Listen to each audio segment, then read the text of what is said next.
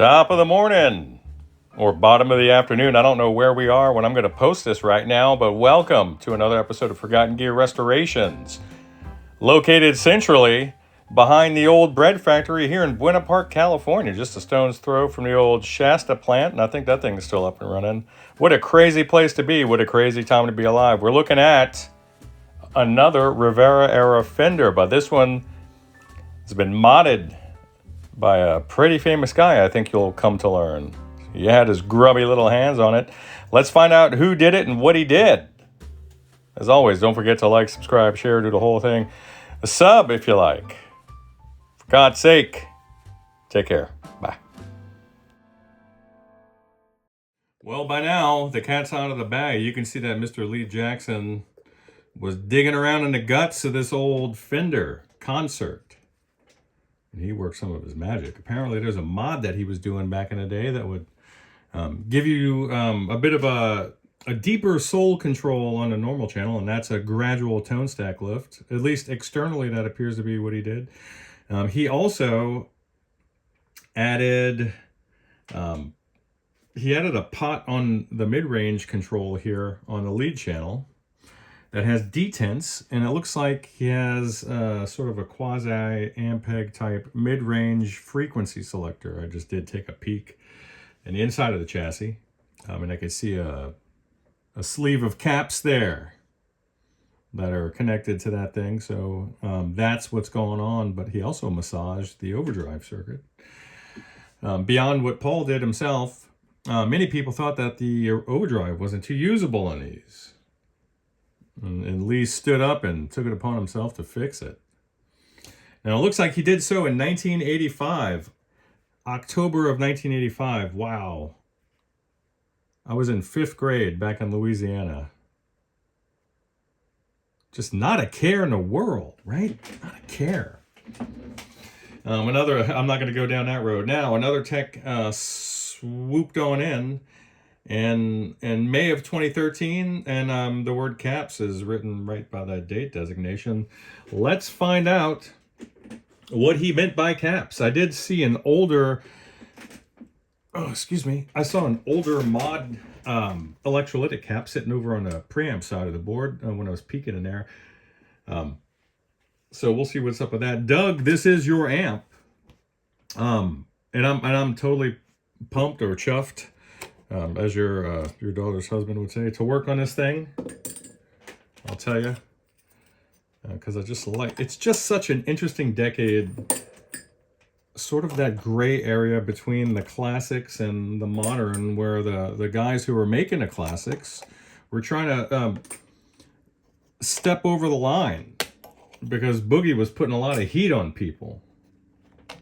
And I'm looking at some old groove tubes. Wow. And some old ARS tubes for you guys who weren't around back when the Sunset Strip was just popping off. Now these tubes were pretty popular. And you can see just an array of older GTs back there. I'm going to pop this doghouse cover off and place it gently down because I don't want to ruin Mr. Jackson's signature and then all the other cool stuff that's on the outside of the card there. And normally, would I use a power tool on these? Absolutely. Why? Well, because the threads are perfect. And I have the appropriate sized bit that'll just sink right down in there. But because of where I have the camera mount, that's not going to happen. And by the way, it's early pickup day at school, so this guy is going to be out of here in just a few moments. So I'm going to give you a very brief overview. This amp is blowing fuses. I did take a peek at the output tubes. They're not looking too happy at all. The labels have been charred. They're not foobarred, but they are charred. And there's evidence along the glass across from the plate structures that these guys are just ready to go, and they have gone.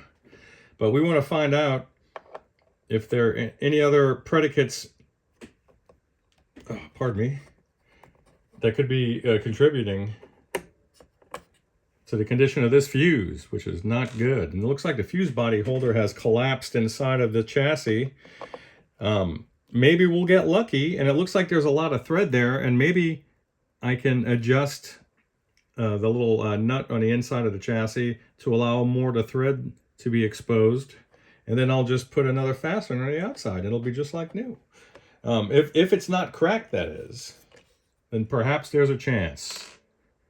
We don't know. Oh, did he goop it? All right. So what happened here? Let's talk about it.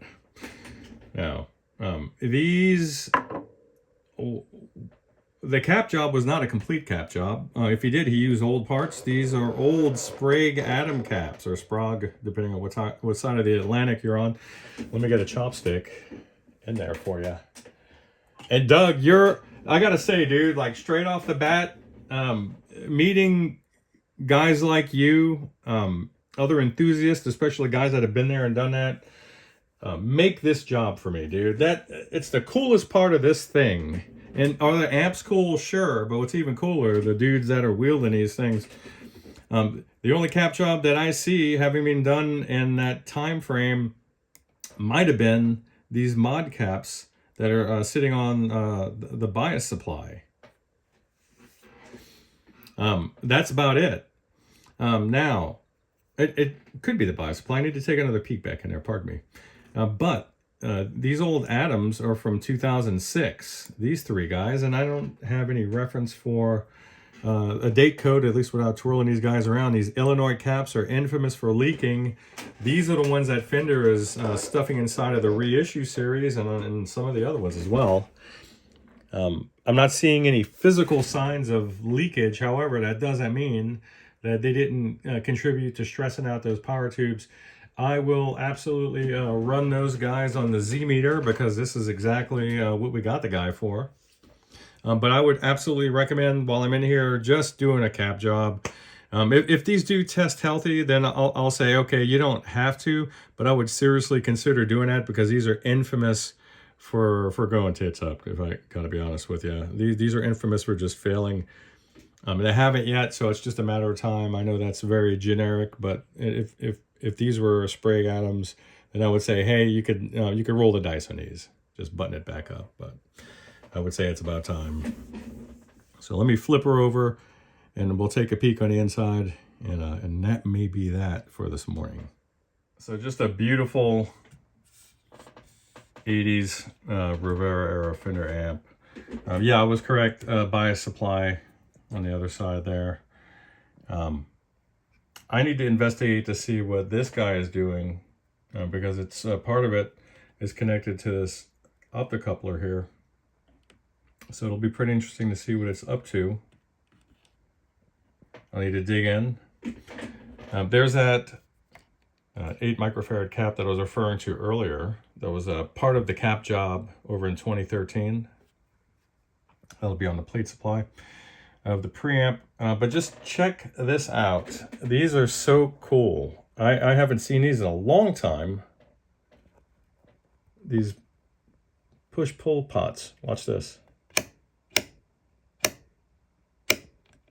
Back when they were rugged. Look at that. It's gorgeous. And the same thing here. Beautiful.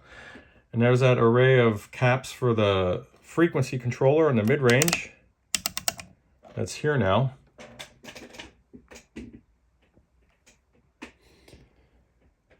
And it looks like maybe at some point that was the reverb control. And then, yeah, you can see that it was because here's the new one now. This is now reverb. And then he ran the cabling all the way over here. And you can see that naturally it would have just been right there. But what that is over here is anybody's guess. And I'll see if I can determine what that is. Unfortunately, yeah, your fuse holder body is cracked. It's done for, and you can see that it's been super glued prior. So I'm going to use it temporarily just for testing. I have a Fender style that does not fit. This would fit in any other Fender any other day, but this is an odd size. So I'll do some sourcing to replace this guy after I measure the punch-out diameter, and then we'll just take care of it. It's 2 wires. It's not a big deal.